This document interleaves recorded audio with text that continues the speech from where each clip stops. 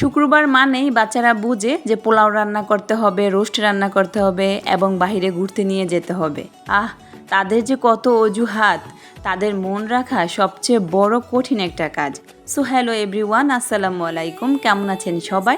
আশা করছি নিশ্চয়ই ভালো আছেন। আলহামদুলিল্লাহ, আমরাও ভালো। আমি শারমিন আক্তার বরাবরের মতো চলে আসলাম ছোট্ট আরও একটি ভিডিও নিয়ে। আশা করছি আজকের ভিডিওটি আপনাদের কাছে ভালো লাগবে।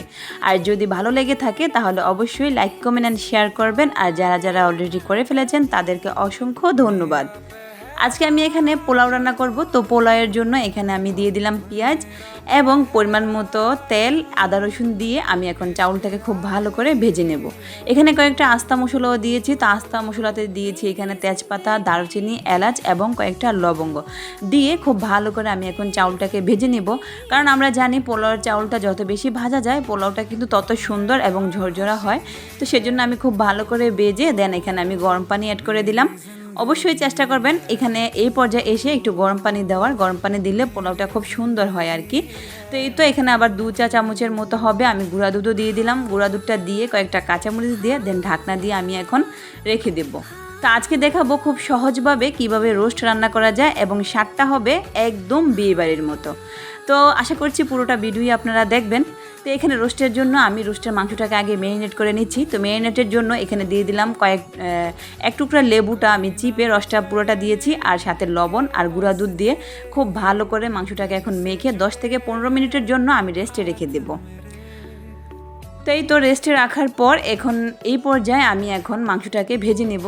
আজকে শুক্রবার, আসলে আমি যে এরিয়াতে থাকি ওইখানে প্রতি শুক্রবারেই বাসায় গ্যাসটা একটু কমে যায়। 1টা থেকে 2টার মধ্যে আবার ফুল গ্যাস চলে আসে। তো রান্নার টাইমে যদি গ্যাসটা কমে যায় তখন কেমনটা লাগে বলেন?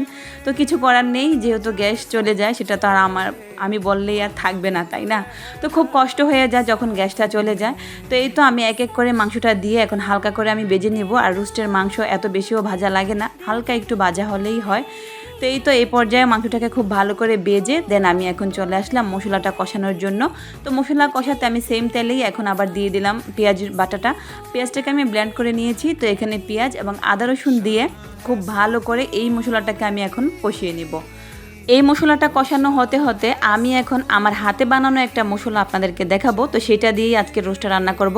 এখানে আমি 2টা টমেটো, কয়েকটা কাঁচামরিচ, কয়েকটা বাদাম আমি ব্লেন্ড করে নিয়েছি। তো এখানে দিয়ে দিলাম রেডিমেড রোস্টের যে মশলাটা রাঁধুনির সেটা। আর এখানে দিয়ে দিলাম একটা স্যুপের প্যাকেট, মানে কিনলে স্পাইসি স্যুপ যেটা, ওইটার পুরো প্যাকেটটা আমি দিয়ে দিয়েছি। আর সাথে দিয়ে দিলাম 2টা ম্যাজিক মশলা। তো আপনারাও চেষ্টা করবেন এই উপকরণগুলো দিতে। এগুলো দিলেই রোস্টের আসল যে টেস্টটা সেটা অবশ্যই আপনারা পাবেন। তো এখানে পরিমাণ মতো লবণ দিয়ে এখন আমি খুব ভালো করে মশলাটাকে মিক্স করে নিব। সাথে দিয়ে দিলাম 1 চা চামচেরও আরও কম গুঁড়ামরিচের গুঁড়ো। যেহেতু বাচ্চারা খাবে আর আমাদের বাসায় জালটা একটু কমই খাওয়া হয়, সেজন্য আমি আমার পরিমাণ মতো দিচ্ছি। তো আপনারাও আপনাদের পরিমাণ বুঝে শুনে জালটা দিবেন। তো সব মশলা খুব ভালো করে মিক্স হয়ে আসলে এখানে আমি এখন ওই যে মশলাটা বানিয়ে রাখছি সেই মশলাটা দিয়ে দিব। তো এখানে পেঁয়াজ এবং আদা রসুন থেকে কিন্তু তেল উঠে আসছে। তো এই পর্যায়ে এসে আমি এখন মশলাটাকে অ্যাড করে দেব। তো এই মশলাটা দিয়ে খুব ভালো করে নাড়াচাড়া করে দেন এখানে আমি এখন একটু টক দই ব্যবহার করব। তো টক দইটা আমি আড়ং থেকে যে রেডিমেড টক দইটা পাওয়া যায় তো সেই টক দইটাই দিচ্ছি। 2 থেকে 3 চামচের মতো হবে। আমি এখানে আমার আন্দাজ মতো টক দই দিয়ে দিলাম। টক দই দিয়ে এখন এই মশলাটাকেও খুব ভালো করে মিক্স করে নিব। আর রোস্টের মেন পার্টই হচ্ছে এটা, আপনি মশলাটাকে যত ভালো কষাতে পারবেন রোস্ট কিন্তু খেতে ততই বেশি ভালো লাগবে। তো চেষ্টা করবেন মশলাটাকে অনেক সময় নিয়ে কষানোর জন্য। আমার এই মশলাটা কষাতে প্রায় 1 ঘন্টা লাগছে। তো এই তো মশলা কষানো হয়ে আসার পর তারপরে আমি মাংসটা দিয়ে দিলাম। সবগুলো মাংস দিয়ে খুব ভালো করে নাড়াচাড়া করে তারপরে আমি পরিমাণ মতো পানি দিয়ে দেন ঢাকনা দিয়ে ডেকে দিব মাংসটা খুব ভালোভাবে সিদ্ধ হয়ে আসার জন্য। আমি এই পর্যন্ত যতবারই রোস্ট রান্না করেছি আলহামদুলিল্লাহ আমার হাতের রোস্ট যারা যারা খেয়েছে তারা সবাই কিন্তু অনেক প্রশংসাই করেছে। তো আমি বলবো কি, আপনারাও যদি সেম প্রসেসিংয়ে রান্না করেন তাহলে অবশ্যই আপনার রোস্টটাও বিয়েবাড়ির রোস্টকেও হার মানাবে। তো আশা করছি আজকের ভিডিওটি আপনাদের কাছে ভালো লাগবে। তো যদি ভালো লেগে থাকে তাহলে অবশ্যই লাইক, কমেন্ট অ্যান্ড শেয়ার করবেন। তো এই পর্যায়ে এসে আমি দিয়ে দিলাম কয়েকটা কাঁচামরিচ আর কয়েকটা কিশমিশ। সাথে দিয়ে দিলাম 2 চা চামচের মতো হবে ঘি। তো এই পর্যায়ে চেষ্টা করবেন একটু ঘি দেওয়ার জন্য, তাহলে রোস্টের থেকে দারুণ একটা ফ্লেভার আসবে আর কি। তো সব কিছু দিয়ে খুব ভালো করে দেন নাড়াচাড়া করে দিলাম। তো এই পর্যায়ে এসে আমি দিয়ে দিলাম কয়েকটা ডিম। রোস্টের ডিমটা খেতে কিন্তু ভালোই লাগে। তো এর জন্য আমি যখনই রোস্ট রান্না করি তো চেষ্টা করি কয়েকটা ডিমও দেওয়ার জন্য আর কি।